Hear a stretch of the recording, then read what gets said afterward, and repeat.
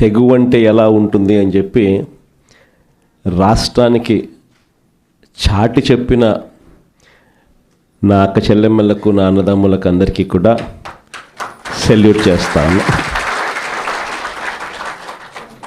ఎందుకంటే ఈరోజు మనము యుద్ధ వాతావరణంలో ఈరోజు ఆంధ్ర రాష్ట్రంలో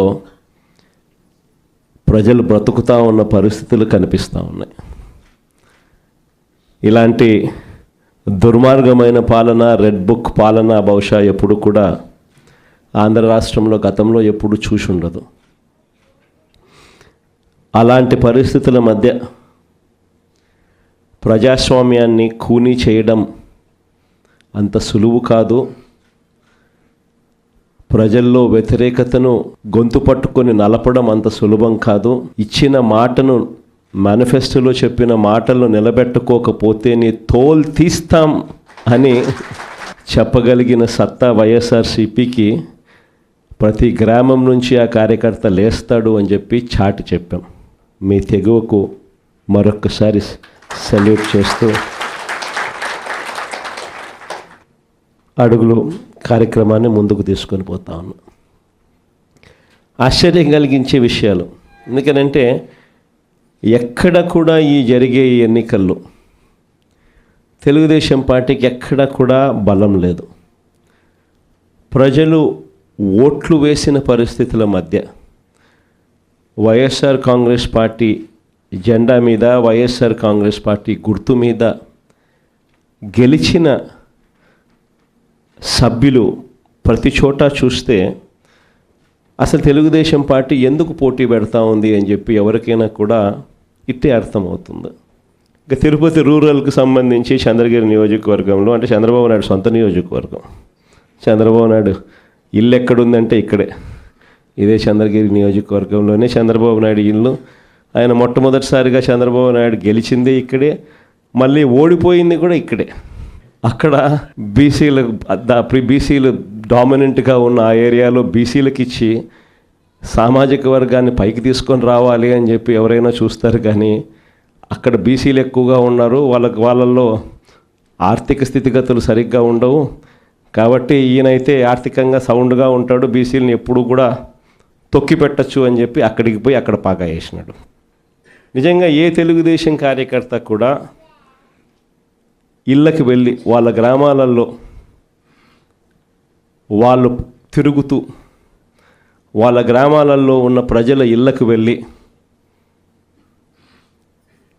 బాగున్నారా మీరు అని పలకరించే ధైర్యం చంద్రబాబు నాయుడు గారికి సంబంధించిన ఏ కార్యకర్తకు లేదు.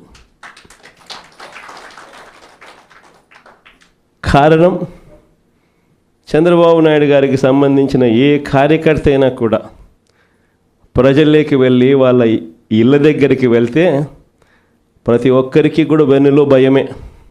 చివరికైతే నా అక్క చెల్లెమ్మలందరూ పొద్దుటూరు నుంచి ఎదురు చూస్తూ ఉన్నారు, కడప నుంచి ఎదురు చూస్తూ ఉన్నారు.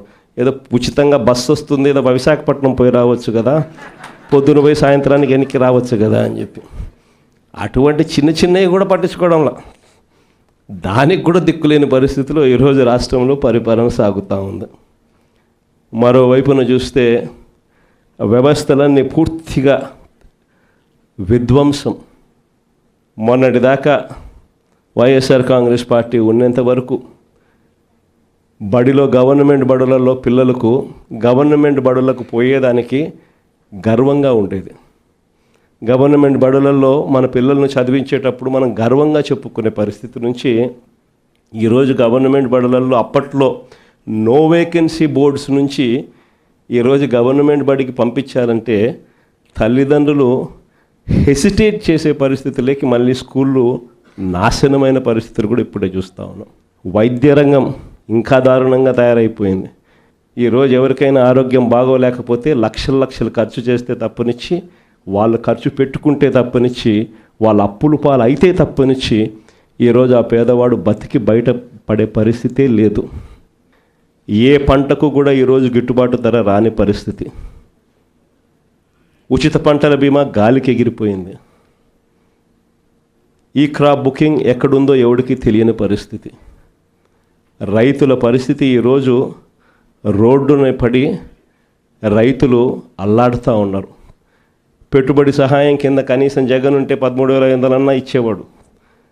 జగన్ పోయాడు, 26,000 ఈయన ఇస్తానన్నాడు. ఆ 26,000 కూడా గాలికి ఎగిరిపోయింది అని చెప్పి ప్రతి రైతు కూడా చంద్రబాబు నాయుడుని తిట్టుకుండా తిడతా ఉన్న పరిస్థితి కనిపిస్తూ ఉంది. వ్యవస్థలు పూర్తిగా అధ్వానమైన పరిస్థితులకి నీరుగారి. ఎక్కడా కూడా పెన్షన్ల విషయానికి చూస్తే ఈయన ముఖ్యమంత్రి కాక మునుపు 66,60,000 పెన్షన్లు. ఈ రోజుటికి 12 నెలల్లో జరిగిన పెరుగుదల ఏమిటి అని అంటే 4 లక్షల పెన్షన్లు తీసేయడం. పెరగాల్సింది పోయి ఒక కొత్త పెన్షన్ ఇవ్వకుండా 4 లక్షల పెన్షన్లు ఊడగొట్టడం. ఇది చంద్రబాబు నాయుడు చేసిన ఘనత. మరోవైపు కరప్షన్ చూస్తామా అంటే విడి కరప్షన్. ఏ గ్రామంలో చూసినా కూడా పక్కనే బెల్ట్ షాప్ కనిపిస్తుంది. గుడి పక్కన, బడి పక్కన, ఇంటి పక్కన బెల్ట్ షాపే కనిపిస్తుంది. ఏ బెల్ట్ షాప్లో చూసినా కూడా షాపుల కన్నా 20 రూపాయలు, 15 రూపాయలు బాటిల్కి ఎక్కువ రేటుకి అమ్ముతూ ఉన్న పరిస్థితి మన కళ్ళ ముందనే కనిపిస్తుంది. ఇసుక కళ్ళ ఎదుటే కనిపిస్తూ ఉంది. మన హయాంలో కన్నా 2 రేట్లకి పెట్టి అమ్ముతూ ఉన్నారు. మన హయాంలో ఉన్న గవర్నమెంట్ కన్నా ఆదాయం వస్తాను నేను. ఇప్పుడు గవర్నమెంట్కి రూపాయి ఆదాయం లేదు.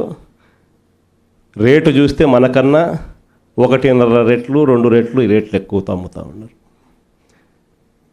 మట్టి మైనింగు, నియోజకవర్గంలో ఏదైనా పరిశ్రమలు ఏదైనా నడవాలి అని అంటే పరిశ్రమలు అన్నీ ఎమ్మెల్యే దగ్గరికి రావాలా, ఎమ్మెల్యేకి అంతో ఇంతో ముట్ట చెప్పాలా, ఎమ్మెల్యే ముఖ్యమంత్రికి అంతో ఇంతో ముట్ట చెప్పాలా. నాకింత నీకింత అని రాష్ట్రాన్ని దోచుకొని తింటా ఉన్నారు మొత్తం రాష్ట్రం అంతా కూడా. ఇవన్నీ కూడా కళ్ళ ఎదుట కనిపిస్తూ ఉన్న పరిస్థితులు. దీని నుంచి డైవర్ట్ చేసేదానికి ఏం చేస్తూ ఉన్నాడు? రోజుకొక డైవర్షన్ టాపిక్.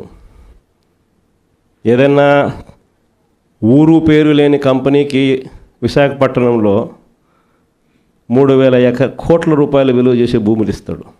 ఏదో ఉర్సా అంట కంపెనీ పేరు. ఇంద్రనైనా ఈ ఉర్సా అని చెప్పి చూస్తే ఊరు లేదు, పేరు లేదు. వారు కట్టే కరెంటు బిల్లు ఏంది అని అంటే కనుక వాళ్ళు కట్టే కరెంటు బిల్లు ఒక ఇంట్లో